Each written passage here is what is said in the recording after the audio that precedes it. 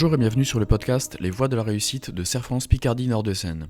Je suis Quentin Duplessier, chargé de communication en charge de ce podcast. Et je suis accompagné par Lucas Grandjean, conseiller d'entreprise spécialisé en énergie et énergie renouvelable. Lucas, vous accompagnez des entreprises sur les thématiques énergétiques. En quoi ça consiste, s'il vous plaît ?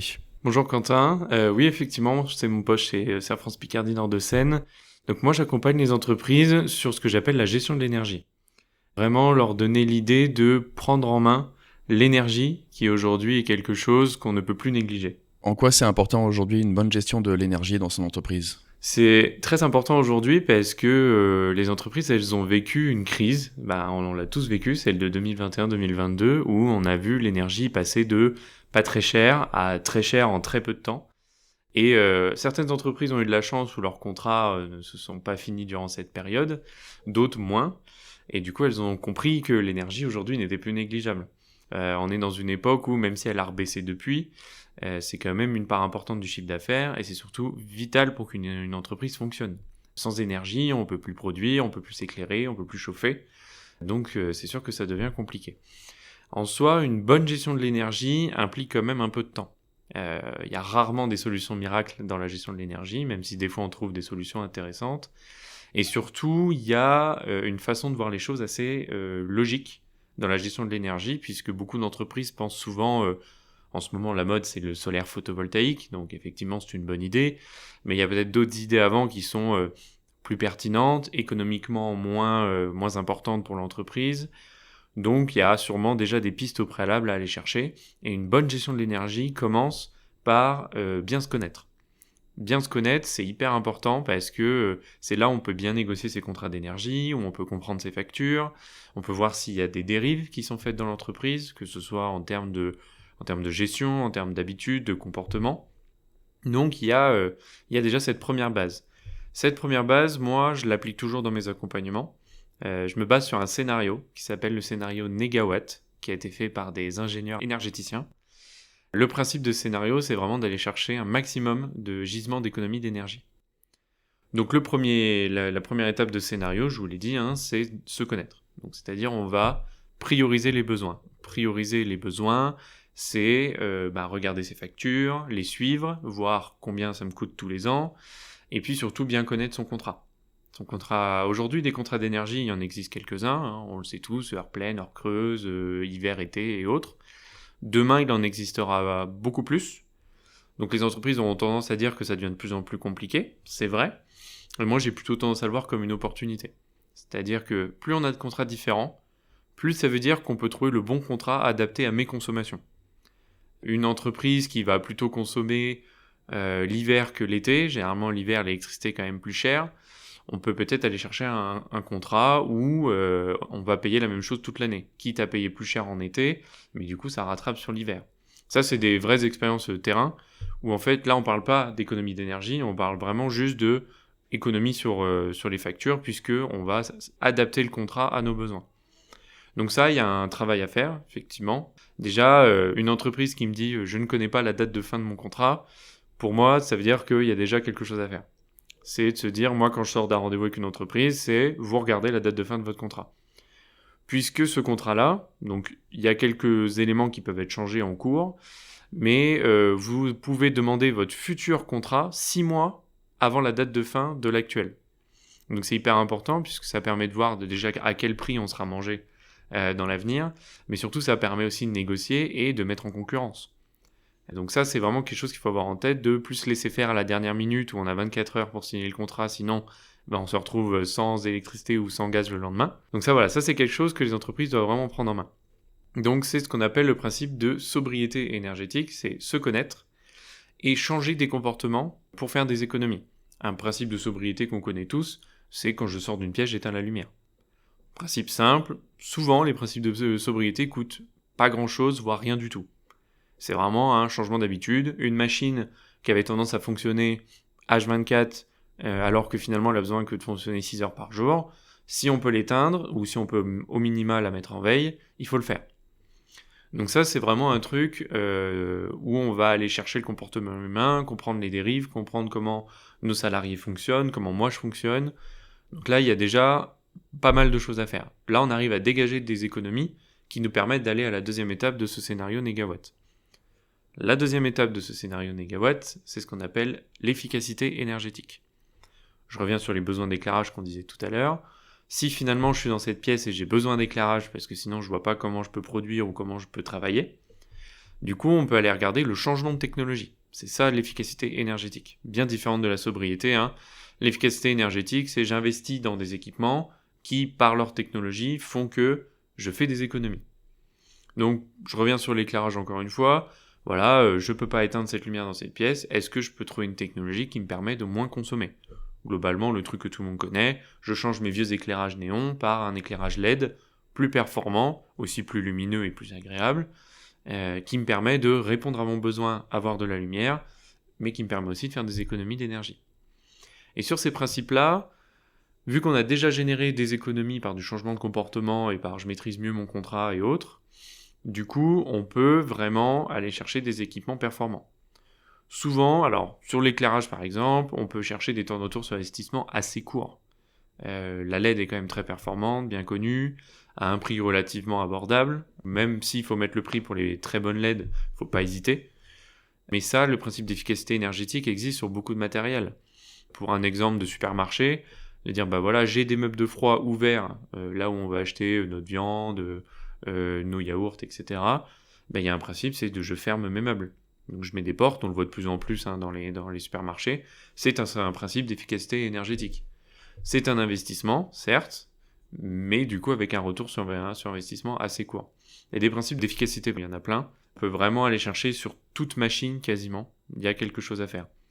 Moi, je découvre toujours des choses nouvelles, même si j'ai quand même vu pas mal d'entreprises différentes, que ce soit dans l'agricole, dans le tertiaire, dans l'industrie. Il y a toujours des trucs à faire. Il faut vraiment pas hésiter à aller fouiller, trouver pas mal d'informations auprès des syndicats, de l'ADEME, qui est l'agence de la transition écologique, auprès de moi, bien sûr, évidemment, chez Air France Picardie Nord-de-Seine, sur Internet. Alors, il faut toujours se méfier de ce qu'on trouve sur Internet, mais il y a quand même beaucoup de pistes assez intéressantes. Donc ça, c'est vraiment le principe d'efficacité énergétique. Sachez qu'aussi, ça vaut dans l'agricole. Souvent, on pense que c'est associé à l'industrie ou au tertiaire. Dans l'agricole, il y a quand même beaucoup de pistes. Je pense notamment à nos producteurs de pommes de terre, producteurs d'endives, à nos producteurs laitiers. Tous ceux qui ont quand même des factures d'électricité assez élevées, on trouve des pistes assez intéressantes. Chez les éleveurs laitiers, c'est vraiment là où on trouve des pistes d'efficacité énergétique assez efficaces, comme le pré-refroidisseur de tank à lait par exemple, ou la récupération de chaleur sur le groupe froid du tank. Ça, c'est des choses qui marchent très bien avec des économies assez immédiates et des temps de retour sur investissement très courts, qui aujourd'hui sont quand même de plus en plus rares, d'avoir des temps de retour sur investissement assez courts.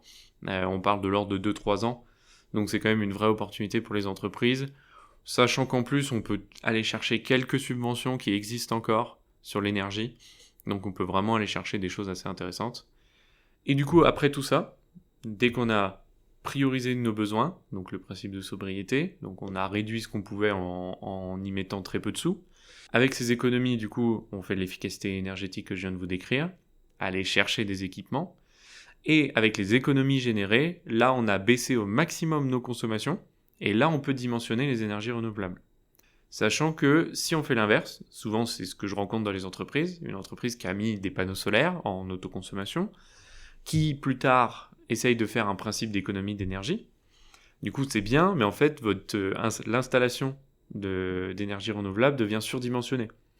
Donc finalement c'est comme ça qu'on se retrouve avec beaucoup de dirigeants d'entreprise qui sont déçus du solaire photovoltaïque. Parce qu'ils s'attendaient à ça, alors au début ça a un peu marché, et puis en fait derrière ils se retrouvent avec un truc surdimensionné, avec beaucoup de reventes, c'était pas ce qui était attendu, donc ça fait beaucoup de déçus.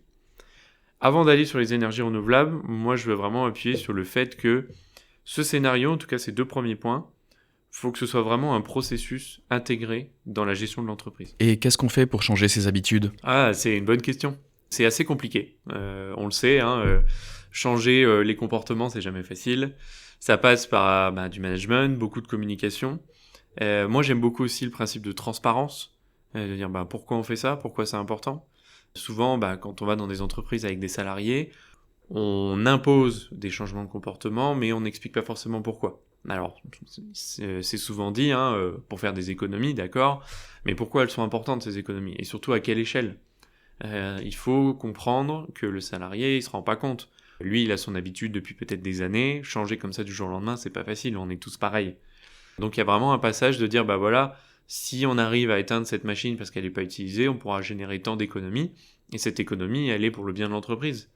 Et ça, il faut l'amener de façon assez positive. C'est comme la réglementation sur l'énergie. On a tendance à le prendre comme c'est imposé, c'est réglementaire.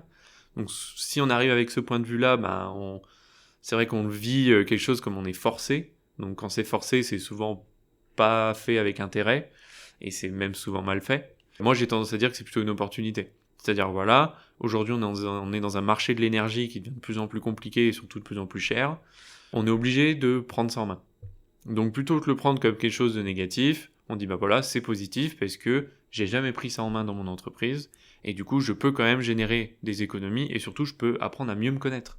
Parce que quand on va aller chercher les changements de comportement auprès de ses salariés ou alors comprendre juste comment mon entreprise consomme, on apprend à mieux se connaître. Parce que bien gérer l'énergie, c'est aussi bien gérer son entreprise. La phrase assez simple qui normalement devrait marcher partout, c'est « plus je consomme, plus j'ai produit ». Ou plus mes salariés ont été actifs. Normalement, la réalité devrait être ça. Mais en fait, quand on va sur le terrain, on se rend compte que c'est pas nécessairement vrai. Des fois, on a beaucoup consommé parce qu'on n'a pas changé nos habitudes, mais on n'a pas plus produit que l'année d'avant. Et là, ça veut dire que soit il y a des dérives, soit il y a un problème au niveau de la consommation d'énergie de l'entreprise, et là, on peut aller chercher du coup des pistes d'économie. C'est pour ça que j'aime beaucoup ce côté transparence, parce que il faut vraiment bien apprendre à connaître son process dans son intégralité, et surtout à impliquer le plus de monde possible. Je sais que voilà, c'est pas facile à dire, c'est pas facile à faire, mais il faut vraiment aller chercher ce principe de transparence, je pense. Et pour le photovoltaïque alors ? Le photovoltaïque aujourd'hui est quelque chose de très intéressant pour les entreprises, mais il a beaucoup changé, surtout sur la dernière année, où on a entendu beaucoup de choses. Moi, quand je vais voir les entreprises sur ce sujet, souvent elles savent pas trop se positionner parce qu'on leur a dit telle chose, et puis un autre installateur leur a dit autre chose, et puis le voisin leur a dit encore autre chose. Bon, les énergies renouvelables en général sont intéressantes, mais elles coûtent cher. Ça, il n'y a pas de secret. C'est pour ça que c'est vraiment la dernière étape du scénario négawatt. C'est-à-dire avec les économies qu'on a générées avant, on peut se payer, enfin normalement on peut encore plus se payer une installation d'énergie renouvelable. Le solaire photovoltaïque est l'énergie renouvelable, disons, la plus abordable aujourd'hui pour une entreprise. Ça a beaucoup évolué. Dans l'agricole, il y a eu une belle époque sur notamment ce qu'on appelle la vente totale, donc tout ce qu'ils produisaient, ils le revendaient. Aujourd'hui, c'est un modèle qui marche plus autant qu'avant, disons-le comme ça, où c'est plus racheté aussi cher qu'avant. Et surtout, on se retrouve avec des bâtiments où on regarde de plus en plus de choses. C'est-à-dire que le solaire photovoltaïque, que ce soit en revente ou en autoconsommation, c'est intéressant, mais il y a déjà une bonne base sur quel bâtiment j'ai, à quoi il ressemble, et est-ce qu'ils sont capables d'accepter la production solaire. Donc il y a tous ces sujets de toiture, est-ce que j'ai une toiture récente, est-ce que j'ai une toiture bac acier, est-ce que j'ai une toiture fibrociment, est-ce que j'ai de l'amiante. Il y a un peu tous ces sujets-là, notamment dans l'agricole. Dans l'industrie, c'est plutôt, est-ce que sur le toit, j'ai un toit plat, j'ai un toit pentu, est-ce que ma charpente est capable de résister, il y a un peu tous ces sujets. Nous, aujourd'hui, on va plutôt promouvoir l'autoconsommation quand c'est possible. L'autoconsommation, le principe, c'est vraiment je consomme un maximum de ma production. C'est le meilleur modèle économique aujourd'hui, mais il faut avoir les consommations en face. Effectivement, vous avez un hangar avec 5 ampoules dedans, on va pas faire de l'autoconsommation, c'est pas le principe. Le principe, c'est quand même d'avoir des bonnes consommations et aussi à la bonne période. Je vois beaucoup d'entreprises qui ont des grosses consommations, mais qui sont plutôt sur l'hiver, parce qu'elles ont des bureaux à chauffer, il y a plus d'éclairage, mais la production solaire, elle est inverse, elle est plutôt pendant l'été. Donc une entreprise qui me dit, moi je ferme 2 mois au mois d'août, et la très grande majorité de mes consommations, c'est le chauffage l'hiver, je vais pas forcément l'orienter sur le photovoltaïque. On va plutôt revenir sur des principes de sobriété et efficacité énergétique. Donc l'autoconsommation, c'est très pertinent aujourd'hui. Ça reste pertinent, mais à bien dimensionner. C'est vraiment un dimensionnement assez fin, où il y a un jeu de chaises musicales pour trouver le bon dimensionnement et la bonne puissance. On va pas chercher à sous-dimensionner, on va pas chercher à surdimensionner, on va vraiment essayer d'aller dimensionner pile poil. Sachant que certains installateurs ont tendance plutôt à avoir une toiture, de se dire vous avez 500 mètres carrés de toiture, je vous mets 500 mètres carrés de panneaux et on va autoconsommer au maximum. Moi je suis plutôt d'avis, quand je dimensionne un projet, je regarde déjà les consommations de l'entreprise, donc ses factures d'électricité et si je peux ses courbes de charge, Donc les courbes de charge, c'est leur profil énergétique sur des pas de temps de 5 minutes. Quand je regarde ça, du coup je dimensionne, je me dis voilà, il faudrait telle puissance qui prendrait telle surface, et du coup je vais regarder après avec l'entreprise si elles ont la surface disponible. Évidemment, avec une bonne toiture et orienté plein sud si possible. Donc ça, le principe de l'autoconsommation, faut faire attention parce que c'est assez survendu. Je sais que moi quand je vais voir une entreprise et que voilà, je la forme un peu sur le solaire, quand je leur dis que un bon projet d'autoconsommation va couvrir peut-être 30% des factures annuelles, je fais souvent des déçus. Parce qu'on en entend beaucoup, quand je mets du solaire photovoltaïque, moi je veux faire 60-70% d'économie sur mes factures. Je dis pas que ça ne peut pas arriver, hein, si vous êtes une entreprise et vous consommez que la journée, que l'été, pourquoi pas, mais c'est rarement le cas. Donc si on va déjà couvrir 25-30% de vos factures annuelles, c'est très bien. Et on peut avoir des temps de retour sur investissement assez intéressants, autour des 8 ans, 9 ans, assez facile. Donc c'est intéressant de regarder, mais je vous rappelle encore une fois tout ce qu'on a discuté avant, c'est qu'il faut faire attention, il y a peut-être d'autres pistes d'amélioration à faire avant, qu'il faut aller chercher pour générer un maximum d'économies. Et j'imagine qu'il existe d'autres alternatives ? Oui, alors effectivement, en énergie renouvelable, il n'y a pas que le solaire photovoltaïque, même si c'est très bien. On est une région où on peut quand même aller chercher d'autres énergies renouvelables assez facilement. Je pense notamment au solaire thermique. Par rapport au solaire photovoltaïque, on ne va pas créer de l'électricité, on va plutôt chercher à chauffer un liquide. Généralement, c'est plutôt associé à l'eau chaude sanitaire. Ça marche assez bien pour tout ce qui est acteurs du tourisme, qui ont besoin d'eau chaude assez régulièrement. Je pense aux restaurants, aux campings, aux hôtels, peut-être aux industries aussi, qui ont besoin un peu d'eau chaude sanitaire pour leur process, ou pour même le côté hygiène ou autre. Je pense aussi à nos agriculteurs, notamment nos exploitants laitiers, qui ont besoin d'eau chaude sanitaire, que ce soit pour les robots, pour nettoyer, etc. Ça peut être vraiment quelque chose de pertinent. On a aussi la géothermie, souvent assez négligée, alors qu'on a une très belle région géothermique en Hauts-de-France. Alors c'est sûr que les coûts sont assez impressionnants. Faut être honnête, c'est vrai qu'à l'achat, souvent c'est très très cher et ça fait très peur. Bon, faut déjà savoir qu'il y a encore des subventions sur le sujet qui permettent d'inviter les entreprises à y aller. Et il faut essayer de penser sur le long terme. Quand on pense à un moyen de production de chauffage et même plus d'énergie renouvelable, il faut vraiment essayer de regarder sur le plus long terme possible. Je sais que c'est compliqué en ce moment avec notre économie actuelle, mais il faut essayer de regarder sur un moyen de chauffage, sa durée de vie conventionnelle, c'est entre 20 et 30 ans. Donc il faut se poser, mettre les chiffres sur 20-30 ans si possible. Un exemple récent que j'ai accompagné, où on a fait la différence entre un chauffage biomasse, donc tout ce qui est bois par exemple, et chauffage géothermique. À l'achat, la géothermie était 2 fois plus chère que la biomasse, mais sur 20 ans, elle était 2 fois moins chère. Parce que, ok, on va mettre beaucoup d'investissement au début, mais finalement derrière, ça consomme très peu. Donc c'est plutôt intéressant. Il y a plusieurs types de géothermie, donc si vous avez un projet de géothermie, il faut essayer de s'y prendre au maximum à l'avance.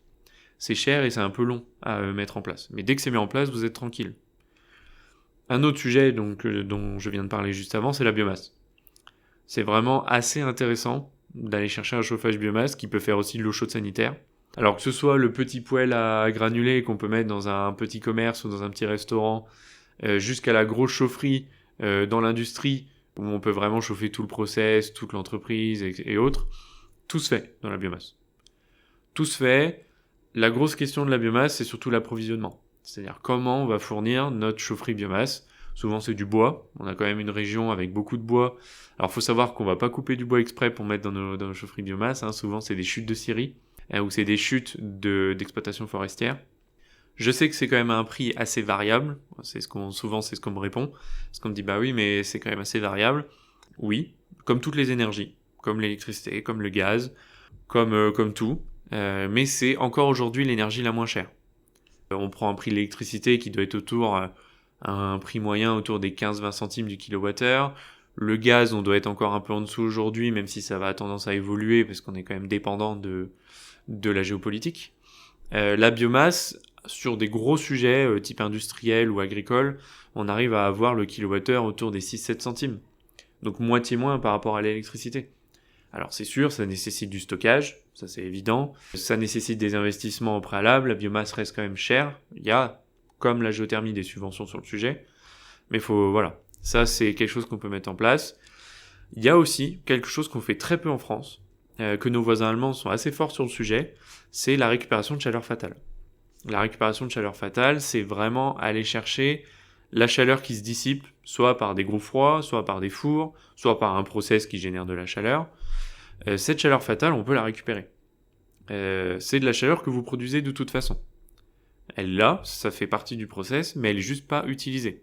Donc en fait, c'est de l'énergie gratuite qu'on peut vraiment réinvestir ailleurs pour chauffer des bureaux, chauffer des ballons d'eau chaude, chauffer un autre process.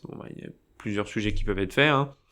C'est assez intéressant parce que les temps de retour sur investissement sont là assez courts parce que l'énergie elle est gratuite à la base puisque vous la produisez de toute façon. Il y a juste à mettre en place le système. Souvent c'est pas un système techniquement très compliqué en plus. On parle pas d'une chaufferie. On parle, je vulgarise, mais c'est un tuyau d'un point A à un point B. Donc normalement c'est pas très compliqué à l'installation. C'est un coût certes, mais c'est amorti assez rapidement. Et en plus on peut aussi aller chercher des subventions sur le sujet. Donc moi j'essaye beaucoup d'inciter sur ce sujet-là parce que finalement on a beaucoup de chaleur perdue partout. Que ce soit dans l'agricole, dès que vous avez des gros froids, maraîchers, pommes de terre, endives et autres, on a beaucoup de chaleur assez perdue. Dans l'industrie, j'en parle même pas, on a un gisement de chaleur fatale qui est assez énorme. Donc là pareil, il faut aller chercher ça. Donc ça c'est un peu toutes les énergies renouvelables que j'essaye pas de vendre, mais de mettre en place chez nous parce que les Hauts-de-France ont été assez délaissés pendant pas mal de temps. Surtout sur le solaire, que ce soit thermique ou photovoltaïque, parce que on avait une fausse idée qu'on n'avait pas assez d'ensoleillement. On en a moins que dans le sud, c'est vrai, mais on en a quand même suffisamment pour avoir des projets intéressants, pertinents économiquement parlant, et puis surtout qui s'intègrent assez bien dans le paysage. Voilà ce que je peux vous dire sur les énergies renouvelables, c'est assez large, je vous ai pas tout décrit parce qu'il existe beaucoup de choses, mais c'est important aujourd'hui en tant qu'entreprise d'apprendre à se connaître. Pourquoi pas auditer, faire appel à un expert, que ce soit chez nous, chez Serre France Picardie Nord-de-Seine ou ailleurs, mais il faut aller chercher de l'information.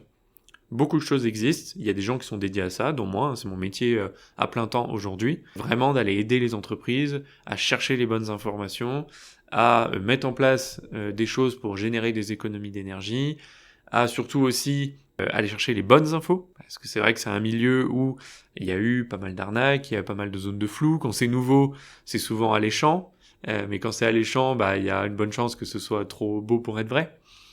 Donc il faut faire vraiment attention, c'est un milieu assez vaste, avec beaucoup d'informations, et du coup il faut savoir faire le tri là-dedans, mais c'est souvent pertinent. De toute façon, j'imagine que vous vous rendez directement sur le terrain pour conseiller ou diagnostiquer. Bien sûr, moi c'est la base, c'est la première chose que je fais. C'est-à-dire une entreprise qui va me décrire son process, alors elle a sa vision. Moi j'ai aussi cette vocation de dire, moi je viens en tant que point de vue externe. Moi j'ai pas la vision financière de l'entreprise, moi j'ai la vision économie d'énergie. Donc c'est-à-dire moi je vais arriver avec un œil neutre, presque innocent, de dire bon voilà, je vois votre process, je vois vos équipements, il y a ça qui peut être fait. En face, on met combien ça peut coûter, quel pourrait être le temps de retour sur investissement, et libre au dirigeant d'entreprise d'aller choisir les actions qui l'intéressent. Donc effectivement, moi la première base, c'est diagnostic sur site. On essaie de voir le plus possible les équipements qui sont sur place et les comportements. Trouver des pistes d'action, parce que soit souvent j'ai l'habitude de voir ce secteur d'activité, donc j'ai des trucs qui viennent tout de suite, soit effectivement c'est un secteur d'activité que j'ai jamais vu. Après, on retrouve souvent les mêmes éléments, chauffage, éclairage, moteur et tout, ça c'est typique à chaque entreprise. Mais il y a peut-être quelques trucs sur des équipements très spécifiques que je suis obligé de faire un peu de recherche, voir peut-être avec des experts avec qui je travaille s'ils ont des informations sur le sujet, et puis renvoyer ça à l'entreprise, et ensuite l'accompagner sur les principes qu'on a cités tout à l'heure, sobriété, efficacité et énergie renouvelable. Donc oui, c'est au minima un déplacement dans l'entreprise obligatoire. D'accord, merci beaucoup pour ce premier topo global sur l'énergie et l'énergie renouvelable de manière générale. Merci Lucas. Merci Quentin.